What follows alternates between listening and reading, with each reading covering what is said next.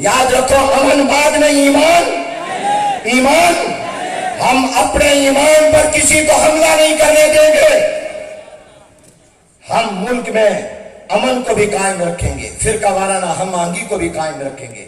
لیکن ہم نہ تکفیر والے ہیں, نہ تبرہ والے ہیں, نہ گولی والے ہیں, نہ گالی والے ہیں, ہم دلیل والے ہیں. کہو ہم نہ گولی والے نہ گالی والے, ہم دلیل والے. ہم نہ تبرہ والے نہ تکفیر والے, ہم نہ کسی کی توہین کرنے والے, ہم تو دلیل کے لوگ ہیں, برہان کے لوگ ہیں. اور دلیل کی دنیا میں یاد رکھیے ہم ہر جگہ اپنا مقدمہ جیتے ہیں. ہم مدارس کا تحفظ, مساجد کا تحفظ, منبر و محراب کی آزادی, اور یہ جو حالیہ بل آیا ہے جو FATF کے دباؤ پر اوقاف کو سرکاری تحویل میں لینے منبر مسجد مدرسے کے خلاف آیا ہے, سارے میرے ساتھ ہاتھ اٹھا کر کہیں ہم اس کو مسترد کرتے ہیں, ہم اس کو مسترد کرتے ہیں, ہم اس کو مسترد کرتے ہیں.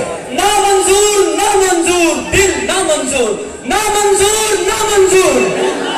میرے دوستو, میں میڈیا سے کہتا ہوں, میڈیا ہوتا ہے آواز آگے پہنچانے کے لیے.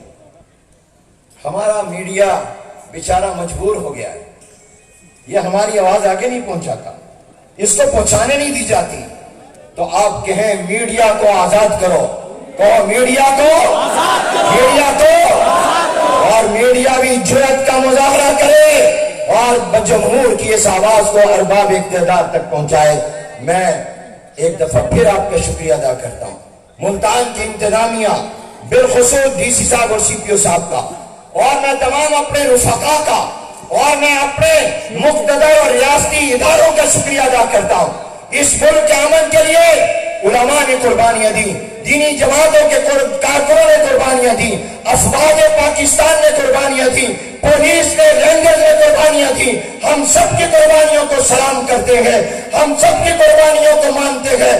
ہم گستاخی کے خلاف ہیں, گستاخوں کے خلاف ہیں, اور مجھے امید ہے کہ انشاءاللہ اہل سنت کا یہ اتحاد پاکستان میں انقلاب کی نوید ثابت ہوگا. انشاءاللہ یہ آج کا اجتماع صحابہ کی عزت و ناموس ان کو ان سے پیار مل کے بولے آقا